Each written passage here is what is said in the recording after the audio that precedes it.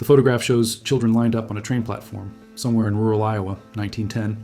They're holding little suitcases, some are crying, most are just staring at the camera with that blank look children get when they're too overwhelmed to process what's happening. Behind them, a crowd of adults, farmers mostly, from the look of them, examining the children like livestock. That's what it was, an auction. Except instead of bidding with money, you just stepped forward and picked the child you wanted. Between 1854 and 1929, somewhere between 200,000 and 250,000 children rode what became known as the orphan trains, shipped west from overcrowded eastern cities to be placed with farming families. Most of them weren't orphans. Most of them had at least one parent still living. And when I started mapping where these children came from and when, I noticed something that made me stop. The peak years of the orphan train movement line up perfectly with what we call the reset period, the 1850s through the 1870s. The same decades when fires destroyed city after city, the same years when elaborate architecture appeared and then burned, the same time when massive orphanages were built in every major city. I didn't set out to connect the orphan crisis to Tartaria, but then I started looking at the buildings. These weren't simple shelters for homeless children. These were palaces, Greek temples, structures so elaborate they became national historic landmarks. I spent 2 weeks in the Philadelphia Historical Society archives, going through building permits and architectural drawings for Girard College. The place was funded by Stephen Girard, who, at his death in 1831, was the richest man in America. He left $2 million, equivalent to about $60 million today, to build a school for poor white male orphans. The main building, Founders Hall, took 14 years to complete. And when I finally saw it in person, I understood why. It's a Greek Revival marble temple, massive Corinthian columns, precise geometric proportions, architecture so grand that when it was completed, it was considered one of the finest examples of Greek Revival architecture in America. The architect was Thomas Ustick Walter. After this commission, he designed the dome of the United States Capitol. This wasn't a shelter for destitute children. This was a monument. And sitting there in the archives looking at the construction documents, when I started asking a question that nobody seems to ask, where did all these children actually come from? The official story is immigration and poverty. The mid-1800s saw massive waves of immigrants flooding into eastern cities, especially New York. These immigrants were desperately poor. They couldn't feed their families. Disease was rampant. Industrial accidents killed fathers, and children ended up on the streets. By the 1850s, New York City alone had an estimated 30,000 homeless children living on the streets. They called them street Arabs for their wandering habits. They formed gangs for protection. They sold matches, rags, newspapers, whatever they could to survive. They slept in doorways, under bridges, in abandoned buildings. The numbers come from police reports, social reform organizations, city records. The children were real. The crisis was real. In 1853, a young minister named Charles Loring Brace founded the Children's Aid Society. He looked at the thousands of children living in poverty and violence in New York, and he came up with a solution: send them west, ship them to farming communities where they'd have fresh air, hard work, moral guidance, where they'd be useful. September 1854, the first orphan train left New York, carrying 45 children to Dowagiac, Michigan. The program was considered such a success that it continued for 75 years. By 1929, when the last orphan train ran, 250,000 children had been relocated, but the timeline bothered me. The orphan train movement begins in 1854. That's the same year the first major urban fires start hitting multiple cities simultaneously. That's the beginning of the period when advanced architecture starts appearing in frontier towns that supposedly can't afford it. That's when the massive orphanage construction boom begins. And it's not just New York. Orphanages explode across the country. Between 1830 and 1850 alone, 56 new orphanages were built by private charitable groups. In New York City, the number grew from 18 orphanages in 1860 to 31 in 1870 to 56 by 1895. By 1900, there were close to 1,000 orphanages nationwide housing approximately 100,000 children.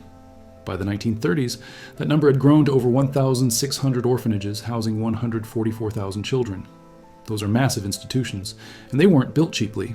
I started pulling architectural records from major cities: Philadelphia, Boston, Baltimore, Cleveland, Chicago, San Francisco. If these were just emergency shelters for destitute children, you'd expect basic, functional buildings, dormitories, simple structures to house as many children as cheaply as possible. That's not what I found. The Hebrew Orphan Asylum in New York opened in 1860, elaborate Gothic Revival architecture. The same pointed arches, elaborate stonework, and tower elements I'd been seeing in buildings labeled as Tartarian, the same level of precision, the same craftsmanship. The Catholic New York Protectory, established 1863, eventually housed thousands of children in a massive complex with its own factories, workshops, and schools. The Angel Guardian Home in Brooklyn, designed in Renaissance Revival style with Beaux-Arts elements, occupying an entire city block. Built in the 1890s, but using construction techniques and architectural elements that seemed older, more advanced. Every major city had them, and they were all building them in the same narrow window of time. The 1850s, the 1860s, the 1870s. The same decades when fires were destroying city after city. The same years when children were flooding into these institutions. The official explanation is philanthropy. Rich donors wanted to help poor children. Religious organizations felt a moral duty. Social reformers believed they could save these children from lives of crime and poverty. But the scale bothered me. The timing, the architecture. Why did they need buildings this elaborate? Why were they all built in the same narrow window of time? I went back to the records to find out who these children actually were.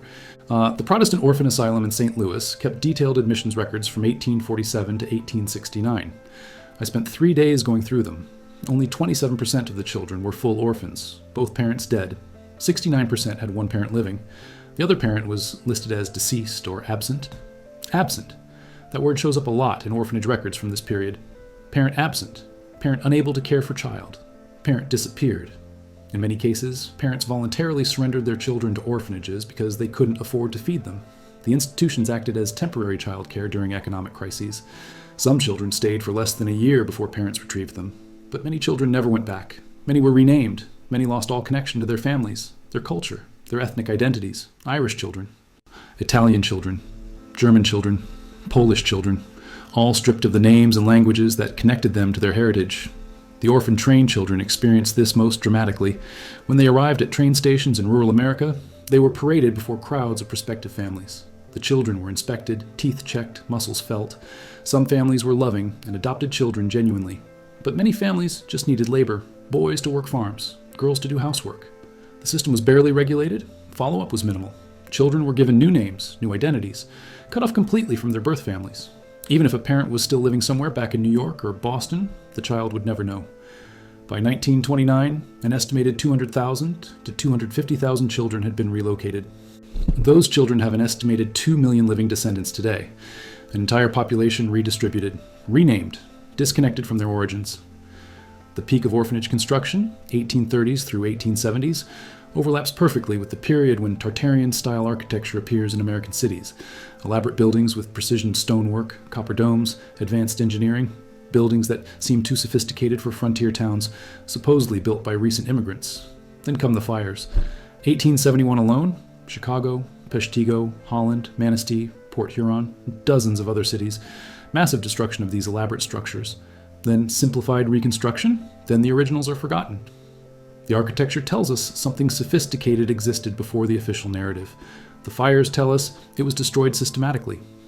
The orphanages tell us there was a population crisis of children with nowhere to go. What if the fires didn't just destroy buildings? What if they destroyed families, entire communities? What if the orphan crisis wasn't about immigrant poverty at all, but about the displacement of a population we're not supposed to remember? There's a pattern in how orphanages worked that caught my attention. They separated children by religion, ethnicity, nationality.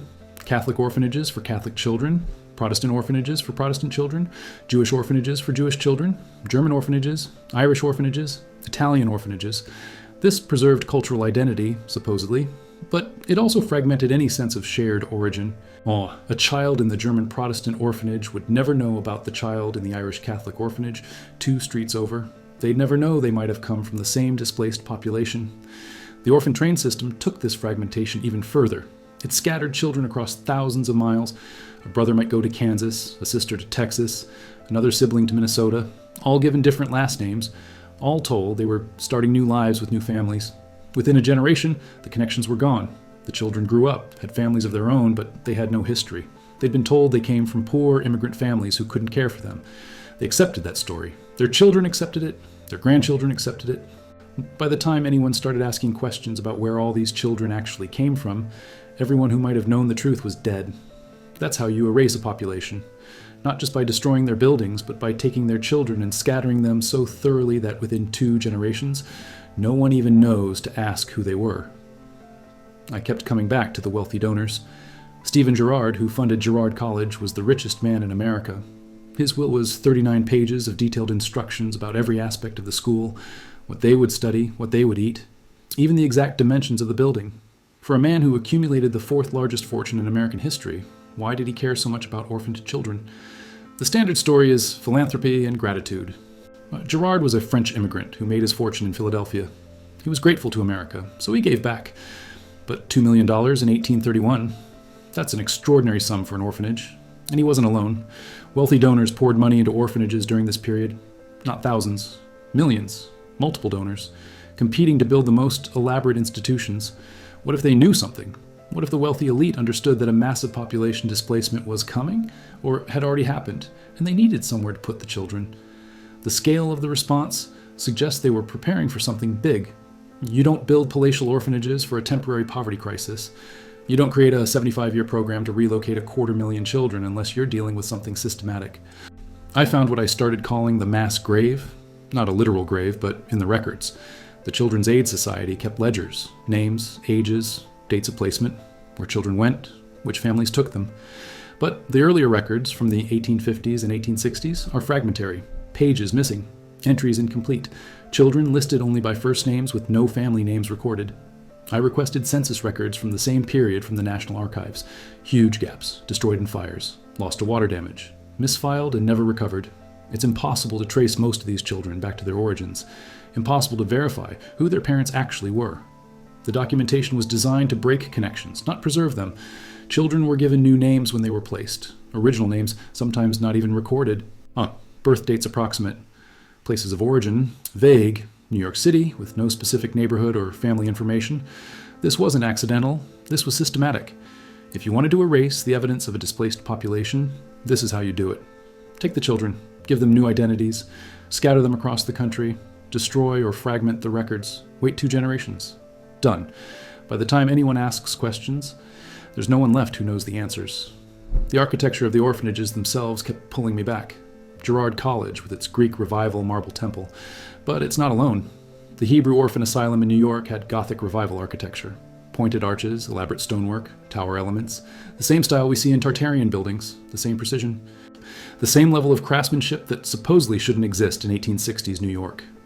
The Catholic orphanages often had Renaissance Revival or Romanesque elements. Rounded arches, massive stone construction, detailed carvings.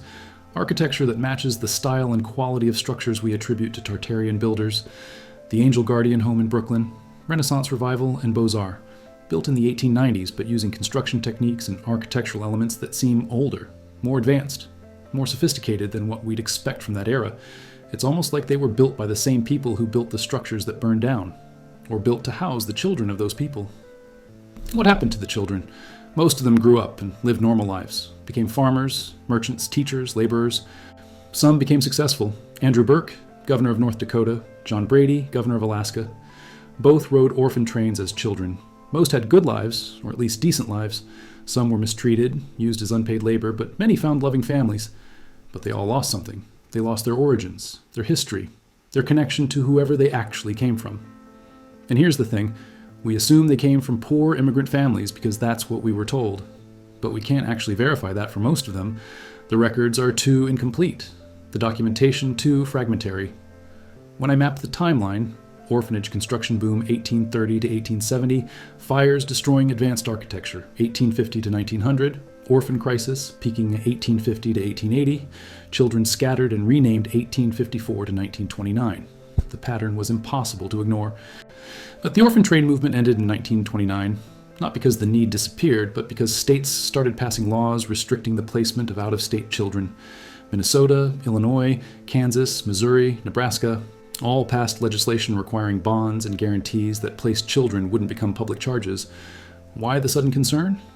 For 75 years, these states had been accepting trainloads of children with minimal oversight. Suddenly in the 1920s, they shut it down. The timing is interesting.